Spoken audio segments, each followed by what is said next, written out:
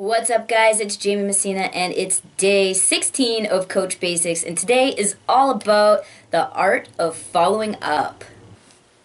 It's a very beautiful follow-up. Alright, so we're going to be doing a lot of inviting as coaches, whether it be to a challenge group, a free clean eating group, a fit club, a coaching webinar, and so today we're going to talk about how to follow up when you invite those people. So you send somebody an invite, you've been having a conversation for a while, and you're inviting them to your webinar on Wednesday. So what I want you to say to them is, hey, so here's the link to the webinar next Wednesday. I will follow up with you in a few days to make sure that you don't have any questions and that everything is good to go. Now, letting them know that you're going to follow up, it does a few things, both beneficial to you and to whoever you're inviting. First, for them, they will be expecting you to follow up with them. So they know that you'll be reaching out to them in a few days, and that holds them accountable to doing whatever it is they said they were going to do. Now for you, it takes away that whole uncomfortable, well, I don't know if I should reach out yet because I don't want to be annoying and I don't want them to run away or think that I'm bothering them, or I don't know, what if they haven't had enough time to watch it, or they are busy, or whatever it may be, I just don't want to reach out yet. After you invite somebody, it's definitely an awkward time period in between inviting them and when the actual date of whatever it is you're doing begins. By letting them know that you're going to follow up with them, it takes away that whole awkward, should I message them or shouldn't I message them? Now, when you are ready to go follow up with them, the first thing I want you to do is go check out their social media page and see what's been going on in their lives for the past few days. You know, maybe they had a family event, a birthday party, their daughter graduated, whatever it may be. When you go to follow up, the first couple sentences should be personal and talking about them. Maybe you saw that their daughter graduated that weekend. You could mention, hey, I saw that so-and-so graduated. That's so awesome. How does that feel to have a daughter who's graduated? At the end, just throw in the, hey, I just wanted to know, have you had a chance to watch that video yet? Or have you had a chance to make a decision on if you'll be joining my challenge group? Now, making it personal is huge, because if you've watched any of the previous coach training videos, you know that this business is all about building relationships. Okay, so let's go over the invite and follow-up process.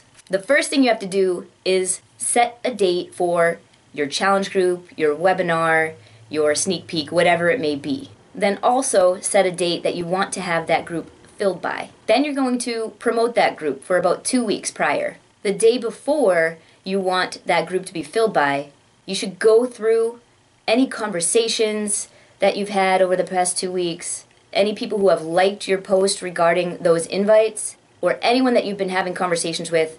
Go back and follow up with them. All you have to do is let them know, hey, tomorrow is the last day to join X, Y, and Z. I just wanted to let you know so that you wouldn't miss out if you were planning to join us. So many people need that actual deadline to follow through with whatever it is that you're inviting them to. Sometimes that's just people's personalities. So a challenge group start date, or maybe the end of a monthly sale, are great times to go through and follow up with anyone that you've been talking to about these things, because it just lets them know that they only have so much time left to join, and if they don't join by this time, then they won't be included. Something really cool that I heard on a call recently was that only 2% of sales are actually made on the first contact. 80% of sales are made between the 8th and 12th contact. So what does that mean? It means that you have to be consistently posting, having conversations, interacting with people, asking the same things over and over. Just kidding.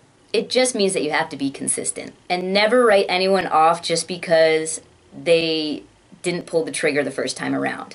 I've had people come back to me years later for both challenge groups and the coaching opportunity. So the moral of that story is never feel like you're bothering anyone. If you're bothering people, they'll just block you or they'll hide your posts. And that's that.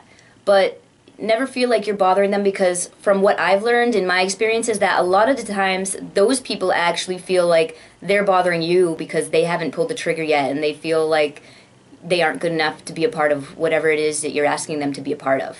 So be consistent, keep inviting, keep having conversations, and make sure to follow up with people.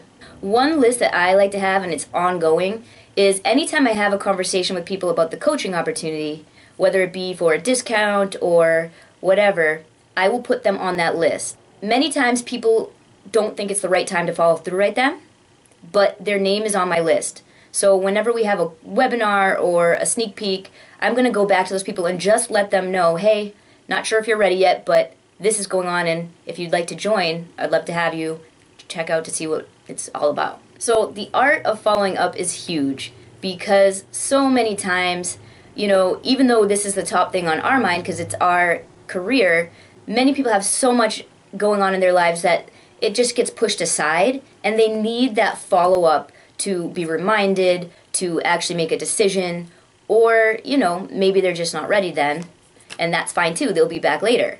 But without that follow-up, those people are just blowing in the wind, waiting for somebody else to message them, or, never following through with what they actually do want to follow through with. Today's assignment, I want you guys to go through your list, go through the people you've been speaking with, and follow up with 5 people. I want you to write their names in the comments below in our group, and yeah, go do some follow-ups. Don't be scared to annoy people. It's part of the job, and it's part of what our customers need as well.